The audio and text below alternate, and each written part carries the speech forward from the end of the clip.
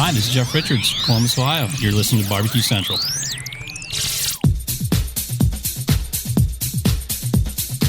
Happy to have you aboard here for the really big barbecue show. Boing. We cook because we have to, and we grill because we want to.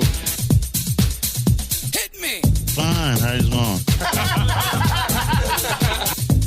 You have a great show. I'm a big fan.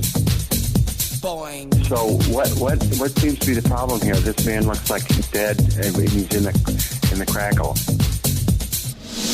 Sean Bono! It's all about the Sean Bono, dude! Succulent fish. What?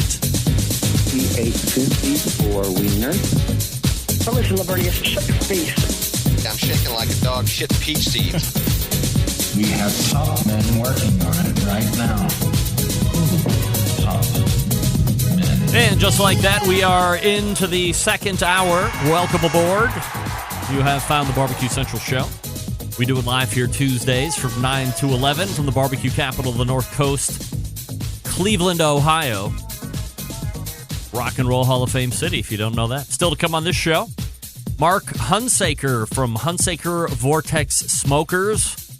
We are open after that, so if you want to jump in with a phone call or an email, you're more than welcome to do that. Best shot, 35 past the hour or so. Don't forget, you can follow me socially at BBQ Central Show on both Instagram and Twitter, /BBQ Central Show on Facebook. I think I'm pretty worth the follow. Pretty good value. I don't overpost. If anything, I might underpost compared to some of these other folks. But I don't overpost. And I do take advantage of the story. So if you're not familiar with Instagram, there is the feed where the pictures are and you can comment and all that stuff. But then up at the top, you have those little circles with the different people that you follow. That's the story, and I do post a lot of stuff on there. So every once in a while, I want to share in this or share in that, do a little story on it, but it doesn't populate into the feed and mess up that. It's a whole algorithm and a thing I don't want to get into. Coming up this Friday on the best moments of the Barbecue Central Show in 10 minutes or less, John Solberg has put together a show that journeys you back to 2014.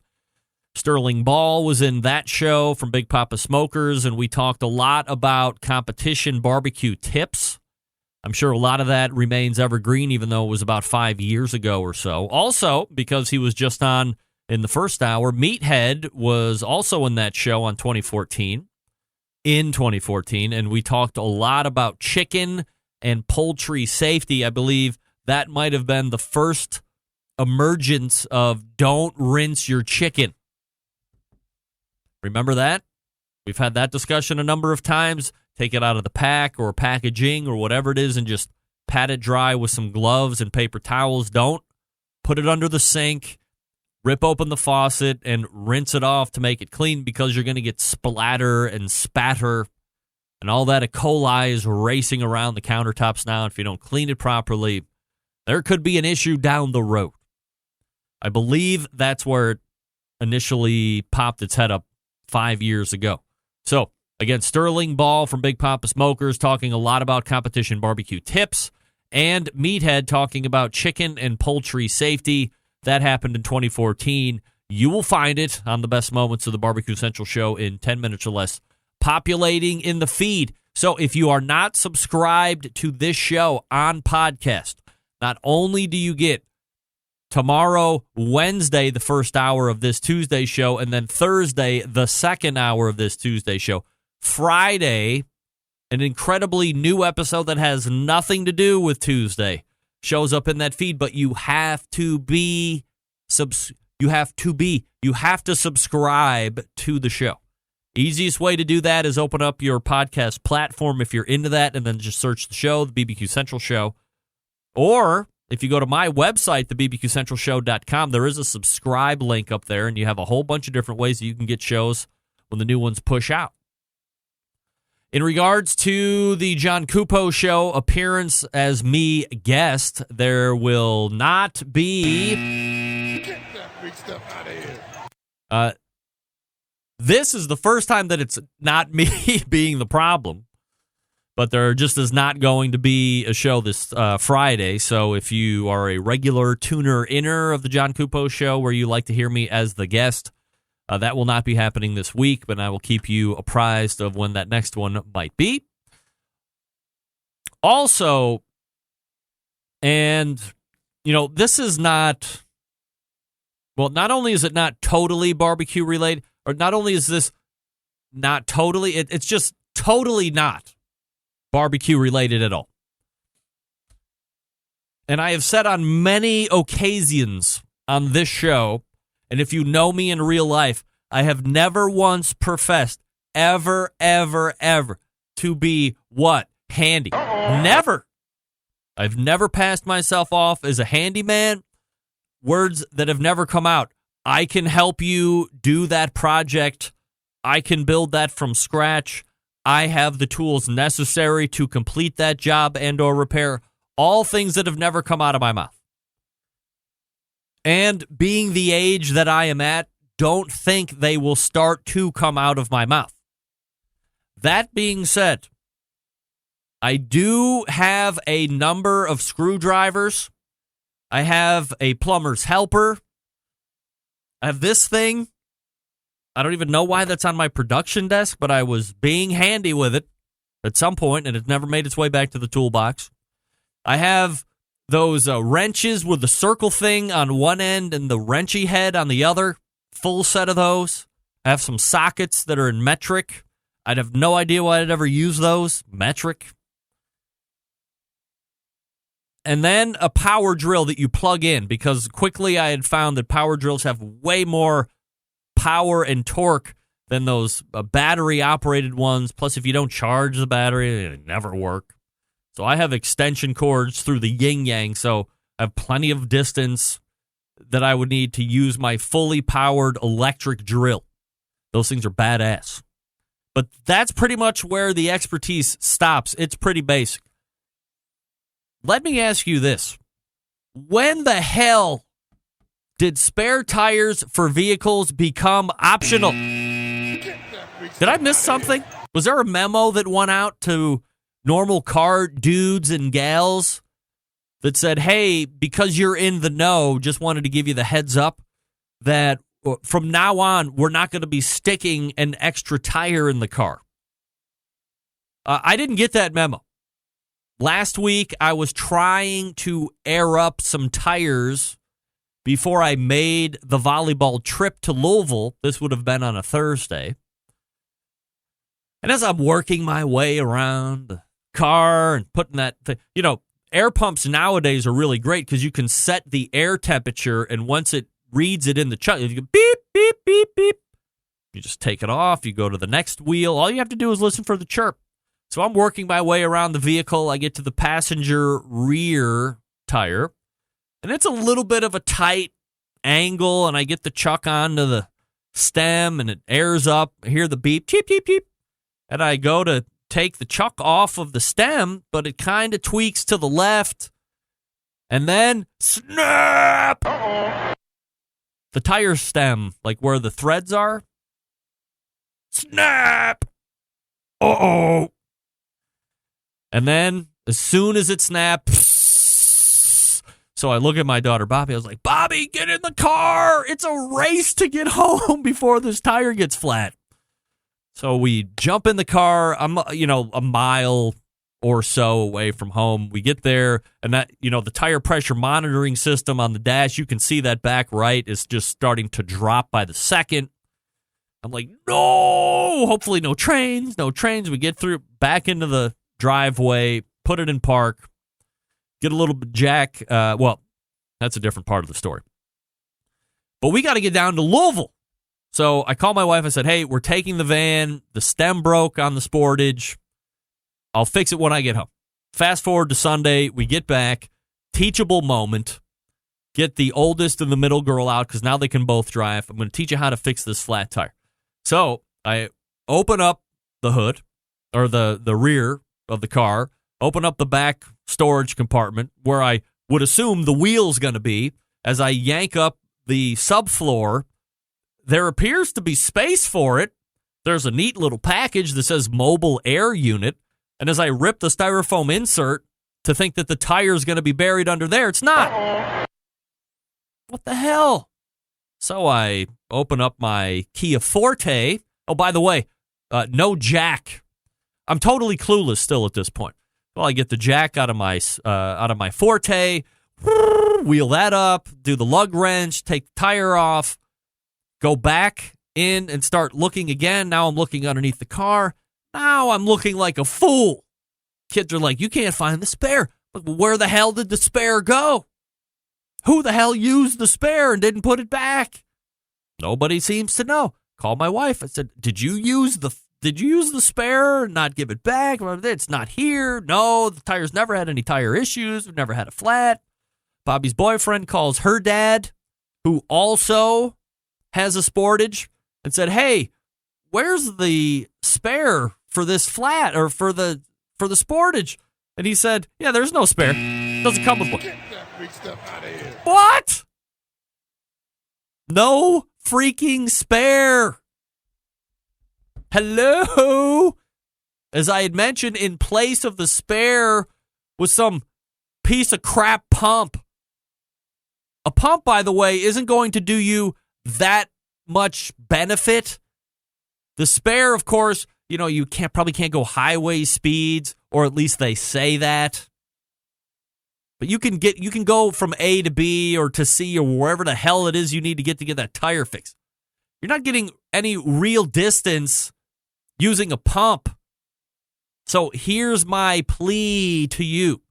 If you haven't ever looked, if evidently your sales guide never educated you when you bought it that there is no spare, it's a pump, do yourself a favor and look before you head out onto the road to see if you have a spare or not. I mean, can you imagine the rant that would be happening right now if I would have been on the side of the road on the highway and gone to pull the tire and had 0 tires available?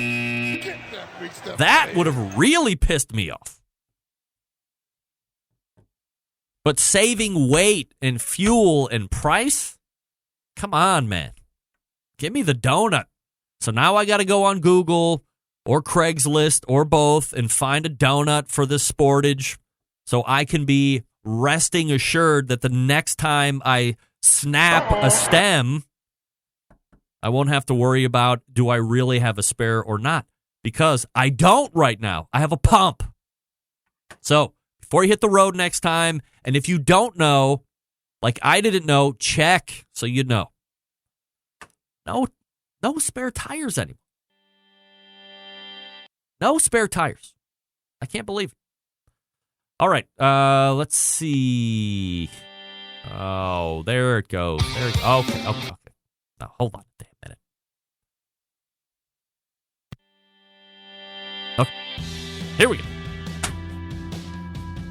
I'm still a little flabbergasted, by the way. John Dawson weighing in. They don't get flats in Korea. Good one, John. Big Papa Smokers, the one-stop online shop for all things barbecue. Their curated selection of only the best outdoor cooking and grilling supplies will get you on the path to better barbecue results in no time. Everything at BigPapaSmokers.com has been Pitmaster approved by Sterling Big Papa Ball himself. From the award-winning rubs and sauces to the American-made grills and smokers, Big Papa Smokers has everything you need to become a better outdoor cook. They have these great 13 championship award-winning rubs and seasonings, flavors like Sweet Money, Cattle Pod, Cash Cow, Regular Money, Happy Ending, Desert Gold, Little Louis Season Salt, Double Secret Steak Rub. Dare I go on? Because I could. Whether you're cooking to impress judges or grilling for the family, Big Papa Smokers award-winning rubs and seasonings just don't disappoint. You can pick up a bottle today by visiting the website. They also have that great strategic partnership with Steph Franklin over at Simply Marvelous Barbecue. Those two together have been winning on the competition circuit now what seems like for generations. They also own Granny's Barbecue Sauce. Looking for a new go-to barbecue sauce that will please everyone? Granny's traditional yet powerful flavors remind us why we fell in love with barbecue in the first place. Find Granny's Barbecue Sauce and other top-rated sauces at BigPapaSmokers.com. And aside from their premium selection of rubs and sauces, Big Papa Smokers offers the very best pellet, charcoal, and wood cookers available on the market today. How about this? The Mac 2-Star General Pellet Grill. Big Papa's is the exclusive Mac dealer. They even offer special packages. If you're not a fan of pellet cookers, fine. Take a look at the Old Hickory Ace BP. It's the only charcoal smoker the Big Papa trusts on his competition barbecue trailer. If you're a backyard barbecue enthusiast like me looking for a durable and versatile grill that will last forever, the M Grill from Texas is just what you need. They're built like tanks. Not sure what kind of grill you need? You really can't go wrong with any of the grills over at BigPapaSmokers.com. They have something for every kind of cook and every kind of budget. It's clear that BigPapaSmokers.com, the place to go for all things barbecue. Every product featured on their website, hand-selected to help you barbecue better. Boost your barbecue skills with the help of Big Papa Smokers, their #1 online barbecue store. Call them toll-free with questions, 877-828-0727, or shop the website, BigPapaSmokers.com. That's BigPapaSmokers.com. Mark Hunsaker out of the break. Stick around. Be right back.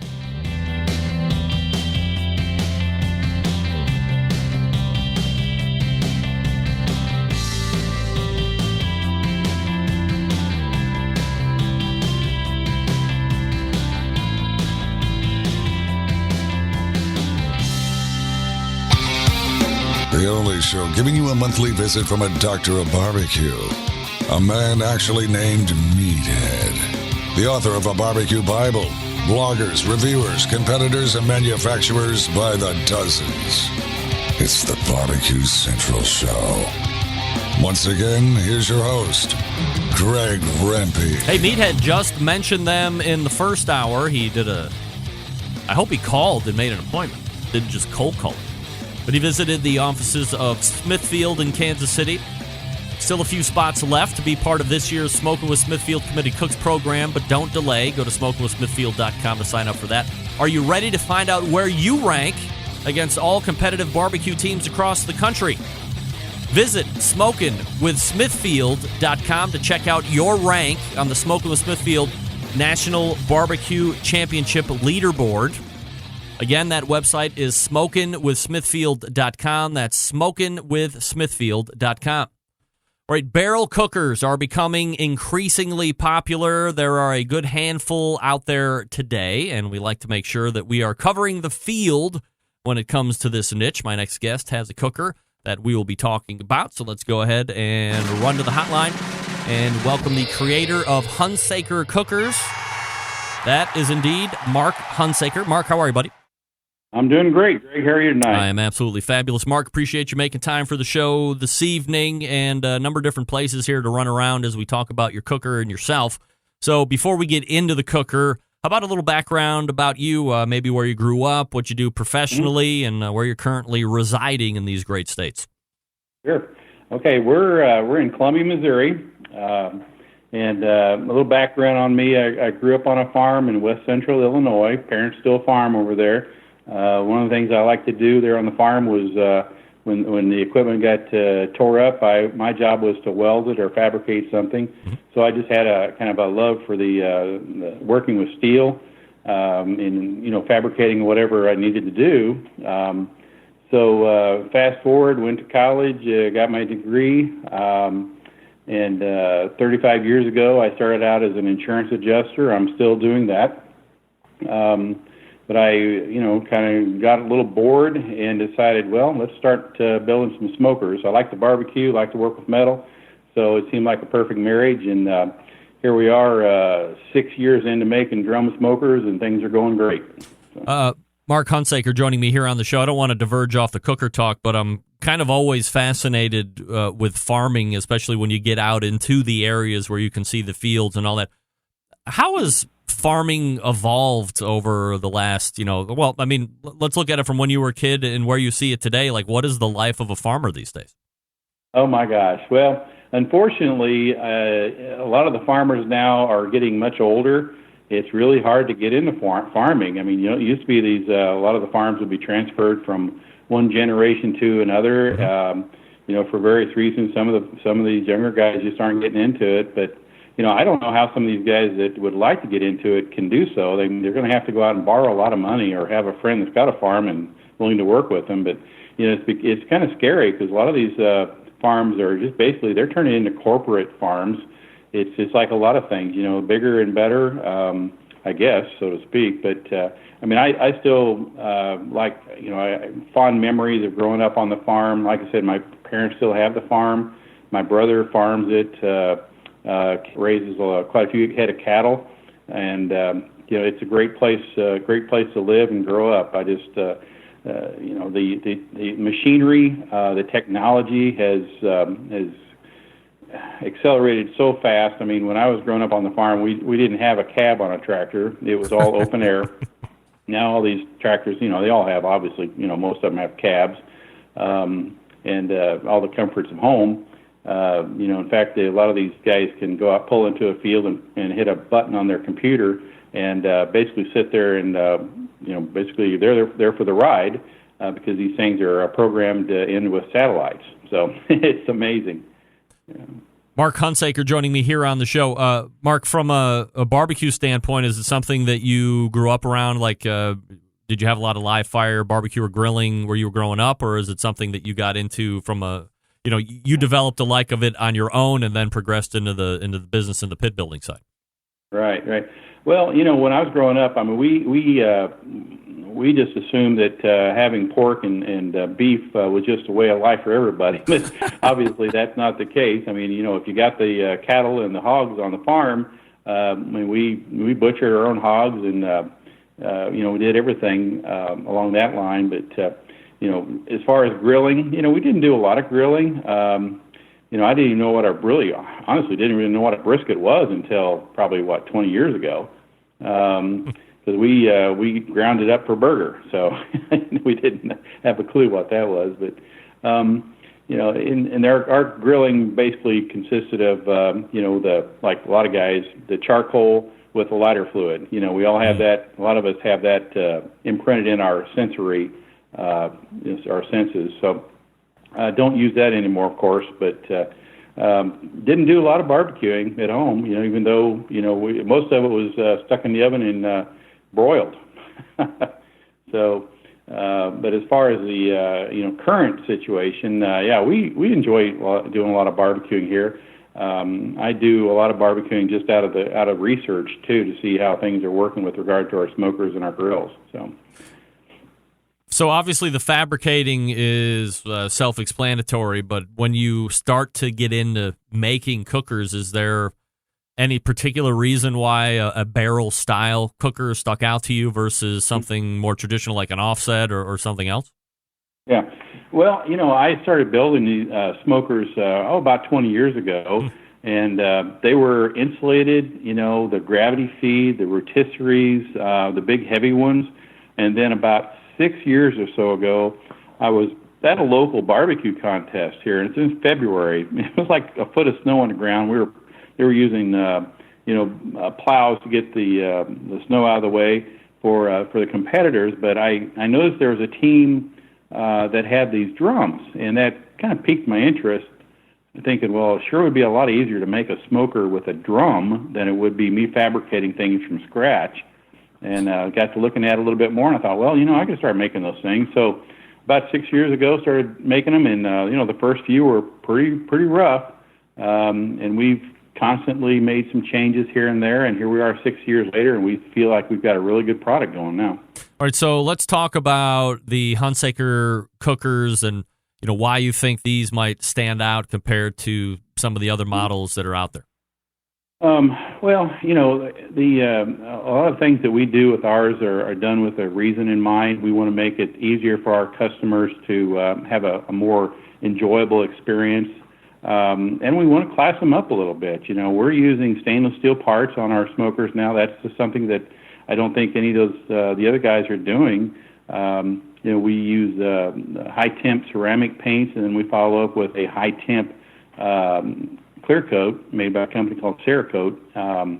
Really good quality of paint there. And we've just designed things here to even out the heat. We have the Vortex charcoal basket, which is one of our patented items in the smoker, and that was designed due to our discovering that having the conventional air coming in one or two places on the side of the drum caused significant hot spots in the charcoal. So we developed the vortex basket, and that basically evens out the airflow through that charcoal basket and makes it basically a convection type smoker. So, and we've got some other features. The floating hinge, that works really well. That's also a patented thing that we've come up with. And we've got a few other things in the works as far as that goes. So, Mark Hunsaker joining me here on the show. Mark, if you could, I guess, try and are you able to paint a little bit of a picture of this vortex thing that you're talking about? Because it's when I first saw it, this is going to seem really bizarre, but I remember seeing I think it was my grandma had a candle, and you would burn it, and then above it had these like little fan blade things, and the heat from the candle would start making the thing spin around. I assume that's a similar concept.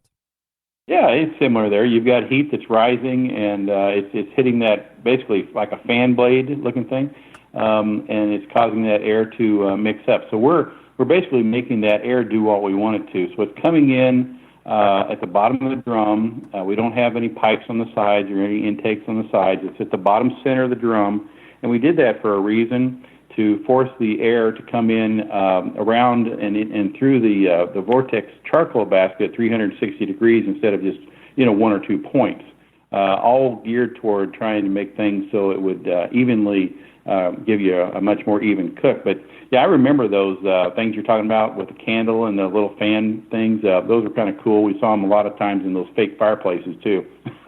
Oh, really? Yeah. So this is a patented item. It is. Yeah, it's a patented design. We've actually just recently made a change in the design. We purchased a CNC plasma table. It's a computerized table that's designed to cut things based on a computer program. Mm-hmm. And so we've taken liberties with that, and we have actually developed a new charcoal basket that's even heavier and a little larger than what we had before.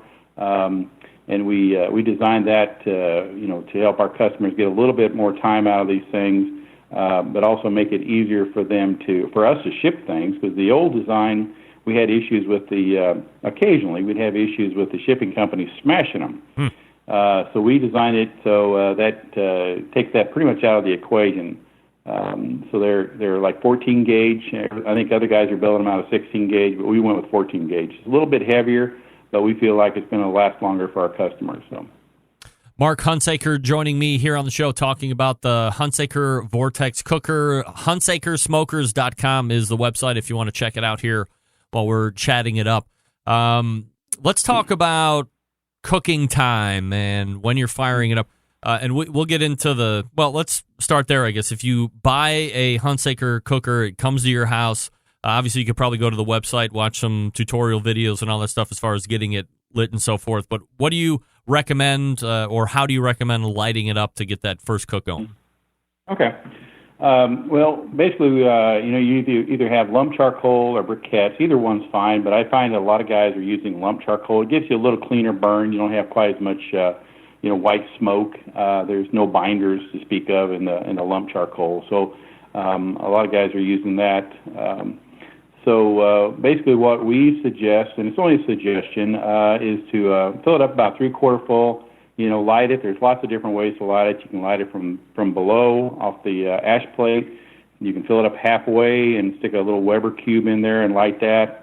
Some guys start out with a chimney full of hot charcoal, and they'll dump that on top of their the charcoal that's in the vortex basket. But, like I say, there's lots of different ways to do it. There's really no wrong way to do it. I always tell guys the wrong way to do it is not to do it at all. So, some guys even use the big blow torches, that you can hook up. They like those because those are kind of neat. They're kind of fun to run. So, is there a seasoning process? So if I buy it from you, Mark, and it shows up, is there a first initial burn-in that I have to do, or do I want to coat it in like peanut oil or spray it down on the inside with Pam and then put a hot fire in it for a few hours, anything like that? Yeah. Each of our smokers comes with an instruction sheet as far as how to recommend folks season their smoker. But basically what what we recommend is, guys, just go and pick up a can of cooking spray and spray the inside of the drum, the bottom of the lid, anything that's metal, the vortex basket, the heavy-duty charcoal grates, anything that's carbon steel. We always think it's a good idea to spray that down with some like Pam or whatever cooking spray and season that. And that's a great time to learn how your smoker breathes at that point. But you might only put, say, not even half a load of charcoal in at that time because you're just kind of learning how it runs. But after about 2 or 3 hours of burn off that cooking oil, hey, this thing comes ready to cook on. All you got to do is season it. It's fully assembled. You don't have to put any wheels on it. It's ready to go. How much meat capacity can you put in it? And I guess the better question up front is, do you have one size of cooker available, or do you have bigger and or smaller ones? Yeah. Well, primarily, most of our business now has been geared toward the 55-gallon drum. And as far as capacity goes, well, that's a loaded question because you can kind of depends on how, what you're cooking and how you want to do it. One of the things that we try to focus on as far as, our designs is the fact that this is a vertical cooker, and it stands to reason that if you can hang it, you can cook it. I love hanging meat, whatever it is. If a hook can go through it and it'll stay there, that's a great way to do it. But you'd ask about other kinds of smokers as far as the size go. We are also producing 85-gallon drums. They're quite a bit bigger. Wow. But we've seen a significant increase in the demand for those. So we just try to listen to our customers, and we're going to start making more of those now. When you have something that's 85 gallons versus the 55, do you find just an inherent bigger consumption in fuel, or are they still about as efficient? It's crazy. You'd think it would consume quite a bit more charcoal, but it really doesn't. In fact, what we've noticed is with the 85-gallon, it actually seems to breathe better than the 55-gallon. I don't really know why, but it does seem to do that. Now, I will say the 85-gallon drum smoker is not on our website yet. We haven't got that far yet. But we do make them, but we just haven't got to the point where we put it on our website yet. What's the price point on a 55-gallon? Shipped to the customer's door at most locations is $799. Now, like I say, that includes shipping. It'll come in a box on a pallet. Normally shipping pretty much anywhere in the country will take up to, depending on what part of the country you're in, you might be looking at about 4 days max. Mm-hmm. It seems like that's kind of the standard as far as the maximum. That's going to be like the Northwest or or maybe the West Coast, maybe East Coast. But they get it out. They get out there pretty quick. So. Are there any standard items that come along with this aside from the cooking grade? Do you get hooks or anything like that? Okay. Of course, you get the drum and all the stainless steel parts on the exterior. Comes standard. Our vortex basket with the built-in heat, if you want to call it a heat deflector, that's standard. You don't have to pay any extra for that. It comes with a 5-level cooking grate system with heavy-duty expanded metal charcoal or food grates. That it's kind of interesting the way these things work. Some of the guys are making drum smokers with these bolts, that stick in, or these little rods. We decided to change that quite a bit and make it so you can move your cooking grate up and down without having to try to maneuver around those. So it's based on a 3-pin system that locks into those vertical cook support apparatuses. Is there an ongoing maintenance that you need to perform with these? You want to power wash them out every so often, or things that you don't want to do while you're using them? Well, there's a lot of guys out there, and it kind of varies depending on who you talk to. Personally, I'm not a big fan of power washing a steel drum, because you could encourage, rust or something like that. But, as far as I'm concerned, scraping it, trying to keep the grease and the gunk out of it is important. With our smokers, it's got the hole in the bottom of it for the air intake at the center bottom of the drum, so it's really easy to put a pan under there and just kind of scoop or remove the grease and whatever ashes, if any spill out, you can move that to that center hole and get rid of that real easy. So you don't have to, fill it up full of chemicals. I'm not a big fan of chemicals either, really. But scraping, to me, that's sufficient. So now I will mention also, Greg, we've also come out, and it's on our website, a new product that we're really happy with or proud of is a stainless steel 55-gallon drum. That is a super sharp drum, and you never have to worry about paint issues, ever. I noticed also, aside from the name brand products, that you have quite a few products that are directed towards the Weber Smoky Mountain. So did you see that a lot of people like that and said, hey, well, making this kind of a charcoal basket for the Hunsaker brand, I could make something that would accommodate a Weber Smoky Mountain and sell into that accessory market? Sure. Yeah, we realized a couple of years ago that there's a huge number of Weber Smoky Mountain guys out there. Weber's got a really nice smoker. It's very popular. A lot of guys have them. So we decided that, why not come up with some products that would make their experience a little better?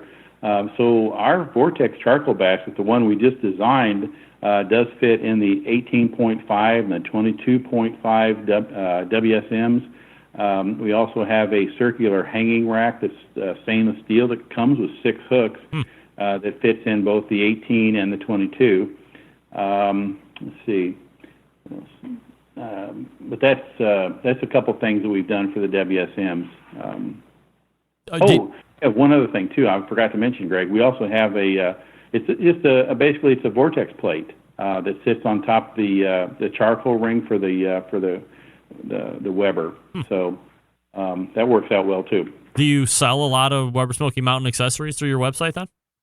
Yeah, we do actually. We sell quite a few of those things, especially the Vortex basket.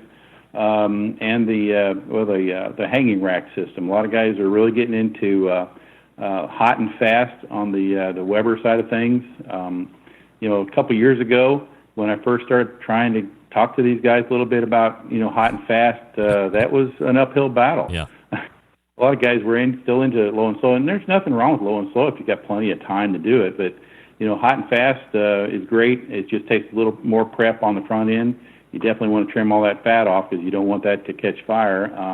Another neat product, Greg, we just put on the website tonight on Hunsaker Smokers is our hybrid food grate. It's really neat. It's got a pull-out bar that you use to hang the meat with, whether you do ribs or chickens or whatever, and it's got a flip-over door. So you flip the door over, you put the rod in, and then when you're done cooking, when you're done hanging, you can flip the door back closed, and now you got a full-size stainless steel grate now to work with. So, like I said, we just put that on the website tanight. Are you sponsoring any teams, or do you know any competition teams that use the Hunsaker Smoker?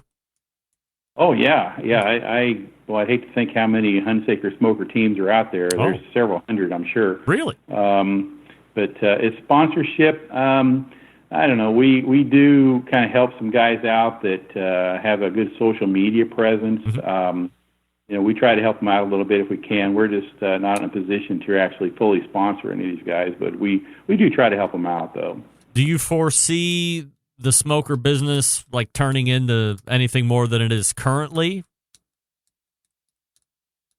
Sure. There's really no end to this. It's just a matter of coming up with new things for the cook and making more products. We're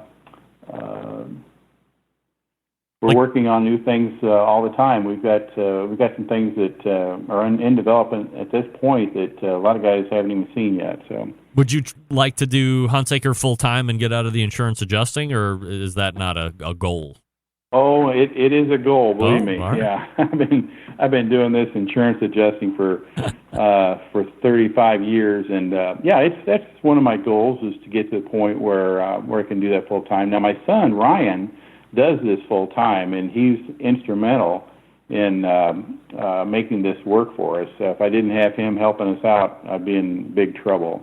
Now, growth wise, we've been doing the drum smokers for about 6 years, and consistently we've doubled our business every year. So, We're talking with Mark Hunsaker, the founder of Hunsaker Smokers, and you can find them at hunsakersmokers.com. We'll have a link, obviously, in the post show notes as well.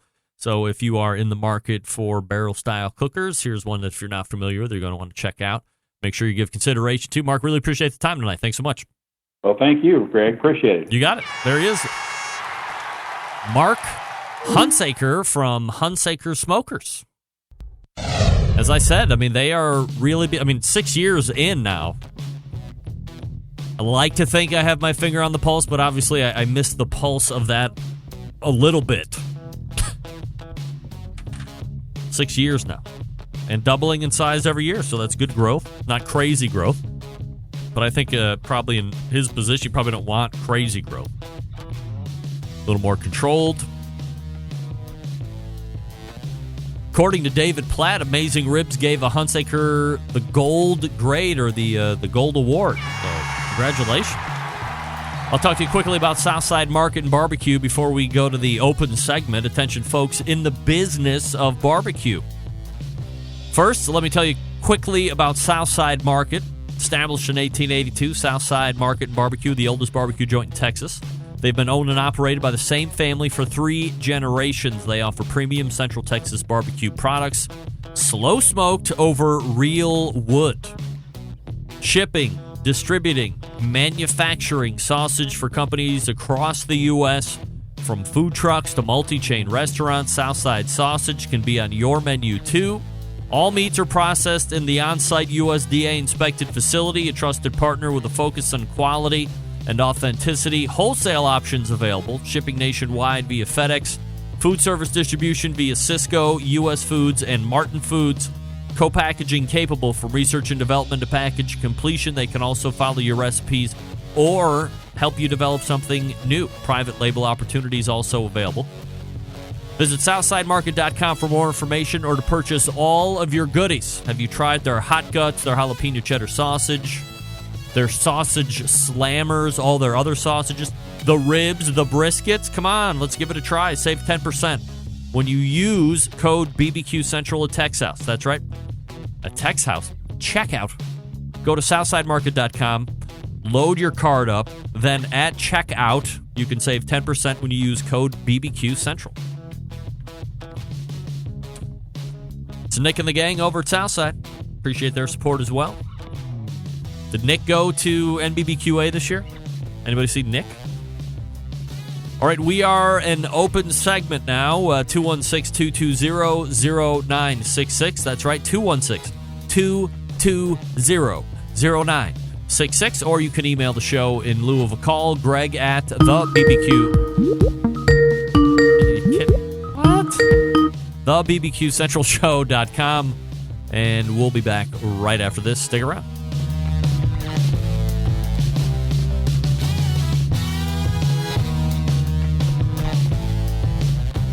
Continuing to produce incredibly mediocre content in an exceptionally professional way. You're listening and watching the Barbecue Central Show.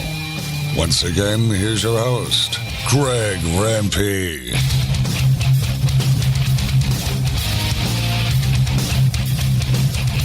All right, welcome back. This portion of the show being brought to you by Fireboard. Monitor up to 6 different temperatures simultaneously. Connect to Wi-Fi for cloud-based monitoring.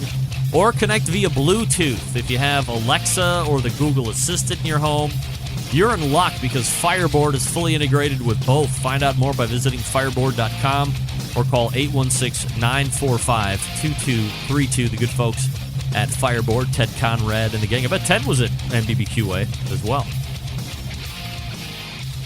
All right, 216-220-0966. Greg at thebbqcentralshow.com. If you want to jump in. Caller, you're on the air. Go ahead.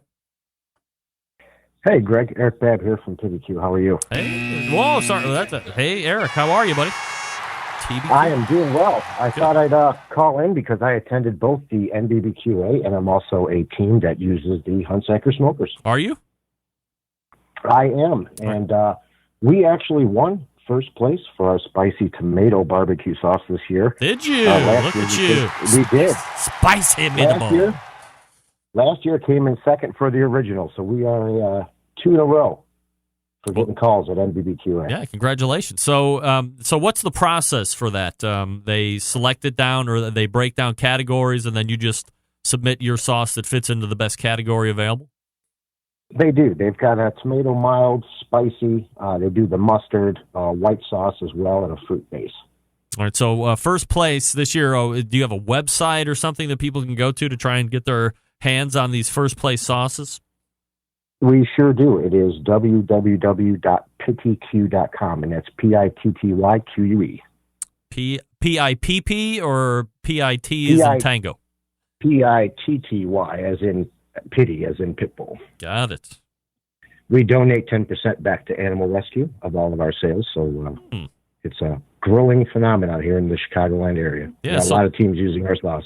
How do you like the Hunsaker Smoker? What do you like best about it? I love getting sleep. As Mark mentioned, the low and slow guys, nothing wrong with that. They light their fires at, 2, 3 in the morning. I don't have to wake up till 5, and I get my cook done. Everything is on time. What are you running at temperature-wise? Do you know? For my ribs, I'm running around 260, 265. Everything else around 275 to 285. All right, so you're not running into like hot and fast 375, 450 range. No, with the drums, with the heat, it is like a convection oven. So actually, my briskets take about 4 hours. Pork butts around the same, and ribs are done in 3. 4 hours, and it's a whole packer at 275. It's a full packer. It is separated, point and flat, and I believe about 1/8 of an inch of the fat on the bottom of the flat. Interesting. Are you a wrapper guy too? No, I do wrap. I do in foil. Add a lot of liquids, a lot of different mixtures in there, and so far, last couple comps of the following previous year, we've finished in some top 10 briskets, top 10 pork. So we actually won first place at the last comp of the year for ribs. So everything's clicking. Nice. All right. Well, where are you competing at next? First comp of the year for the Chicago area will be at Dwight, Illinois, at the Route 66 Smokeout. All right. And that's May 4th. All right. Sounds good. Well, I appreciate you calling in. Hey, thanks, Greg. You got it. First place spicy red sauce. Like it. It was TT, Tango, Pitty. Like pit bull, I would imagine. John Dawson got your email, and I tell you, of course. Let's see here. This has trouble written all over it, but I like trouble. Why not? Go ahead. You're on the air. Yeah, it's Imperial Garden Chinese restaurant. Your food is ready. I'm sorry? Yeah, you ordered the 3 chow mein, the 2 wonton soup, and the 4 egg roll, right? I did. Thank you. I did not. I thought I did, but I didn't. That's all right. Hey, special because I was telling you my story of the tire incident of 2019, or the lack of tire. Special thanks to Noah and Amber Glanville and their sons Easton and Max for hosting Bobby and I this past weekend while we did attend the World Challenge volleyball tournament at the Louisville Exposition Center. And I'm not sure how many of you do the traveling sport thing. Some of you probably think that we're just a bunch of crazy kooks traveling, east of the Mississippi, 8, 10, 12 hours out of our home base. To a certain degree, we probably are crazy, and we could get into a sports club segment down the road if that is something that would interest any of you. However, that's nothing to do with the fact that the Glanvilles are incredibly gracious hosts, wonderful entertainers, and when you strip everything away, at the very core, just really great people, and that is very much appreciated, at least by myself and my daughter, because we were the two there. And it makes a huge difference when you can go back to a home and hang with folks instead of just being holed up in a hotel room after you're done playing volleyball for the day. And depending on what portion of the day it is, there aren't a lot of other options to go and do. Sometimes there's a team dinner that you're mandated to go see. Sometimes you're in a city that just isn't great and there's not a lot of touristy stuff to do. I am a fan of Louisville in the city sense. some decent places to eat there if you're into that. You can see how they build Louisville Slugger kind of stuff. Churchill Downs is right there. So, a few things that kind of trip my trigger, but it's really nice to be able to go back to a home and be able to decompress, get the proper rest so you can line it up and then do it again the following day. Now, from a play perspective, the girls were horrible this week. The last two tournaments, I'm scratching my head at how the hell these girls qualified for nationals that'll take place in Dallas, Texas in 2.5 weeks' time. But they did. I can't deny the fact that they did. So we'll have to see how it goes. Also, huge thank you going out to Anella Kelso and the gang over at Snake River Farms for sending out their dry-aged tasting pack, which included a New York strip, a porterhouse, and a ribeye. All were huge. We ate those for dinner this past Friday night. All steaks are aged to 45 days. So as we break down my dry-aged palate, the funk is just starting to bud or build in at 45 days. I'm a firm wanter to tryer of a 70 to 90 day. I think that's going to be my next venture. LaFrida is like, he had 70-day dry-aged steaks, and then I texted with him earlier. I said, hey, you had 70. I don't see 70. Are they coming back? He's like, yeah, we're catching up because I think dry aging is just huge right now. So a guy that's literally doubled his dry age production isn't able to keep up with demand, but they are slowly chasing and getting back to normal or to the levels that they feel comfortable where they can offer those 70 days. So I think that's where I want to see if it gets too funky. Is it funky enough like the DOC? But no surprise that they were prepared on a pit barrel cooker, of course. And while I have used the pit barrel cooker for traditional barbecue stuff, and I also do chicken wings and chicken thighs on there quite a bit, grilling on the pit barrel might be more in my wheelhouse than I actually originally anticipated. So I will be doing that more this spring and summer to kind of hone in on those grilling skills when it comes to the pit barrel. Now, I know my neighbor Desmond, who might singularly be the biggest fan of the pit barrel cooker ever, he kind of keeps it on his portion of the property line in the compound. So I'm going to have to jerk control of that back over. And, of course, Noah runs some custom-made grill grates in his pit barrel cooker. And I don't know if I want to bother doing that. It's not a mandate. Or maybe I could rip some old grill grates out of my Icon grill and cut them to fit, I guess. I couldn't do that because I'm not handy, but I'm sure some of my friends have saws that would cut aluminum or something. I could stick them in the pit barrel there and do some steaks and all that. But, man, these were absolutely spectacular steaks, again, at 45 days. Available for sale on SnakeRiverFarms.com. If you go to the dry age section, I think it said beef tasting pack or something like that. But it's got the porterhouse, the strip steak, and the ribeye. They're all very big. They all had a nice funkiness to it, but it's not overly funky, if I can say it like that. Not too much funk. All right, let's go ahead back to the hotline. Caller, you're on the air. Greg, what's up? It's Hootie from Lucas Barbecue. How you doing? What's up, Hootie? Hey, we missed you out in KC this week. Nobody missed me. Let's be honest.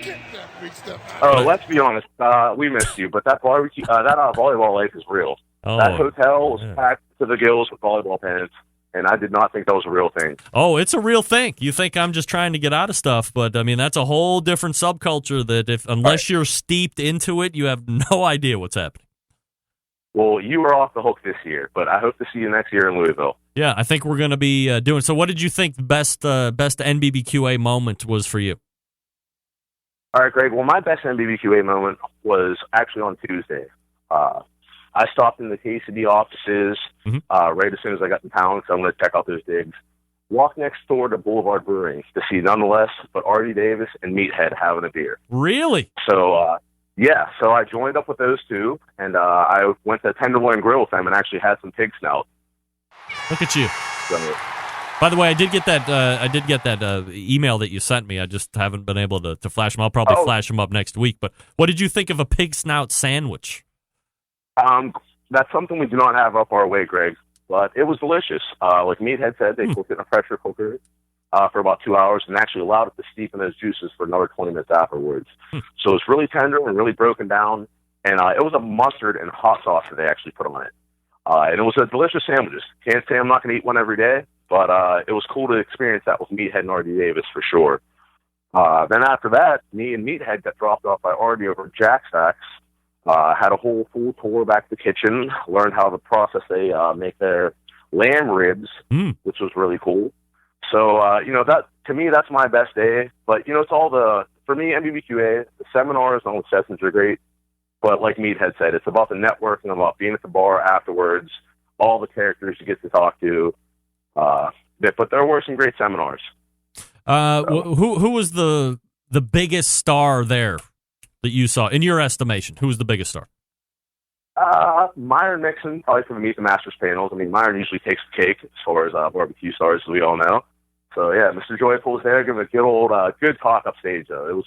It was him, Stretch from Grinders, yep.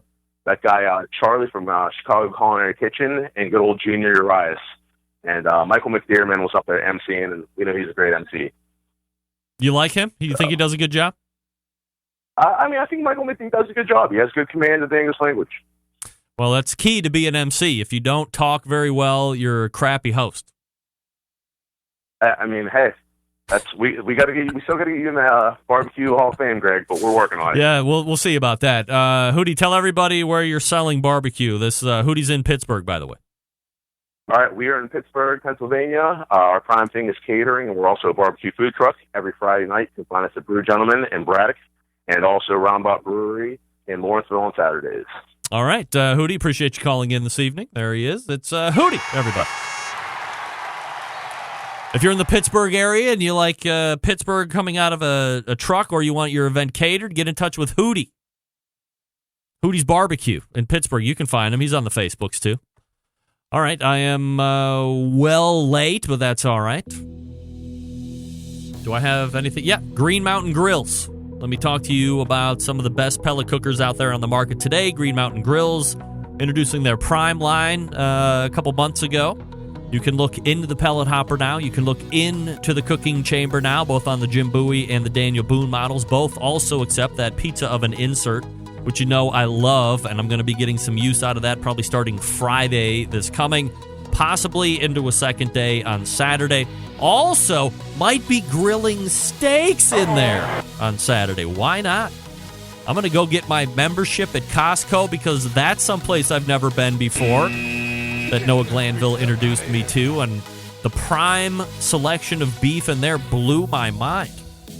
So I'm going to be heading there. I'm going to let my BJ's membership lapse. That's right, I'm going to let my BJ's membership lapse and go get a Costco membership so I can take advantage of that succulent beef and pork and all that. And lamb. They have lamb there. That's where I like my lamb. GreenMountainGrills.com. If you want the portable one, the Davy Crockett, 12-volt technology on all of these. They have pellets, they have rubs, they have sauces. Come on. You know I got two in my backyard right now. I absolutely love them. GreenMountainGrills.com. That's GreenMountainGrills.com. We're back to wrap the show right after this. Stick around. I'll be right back.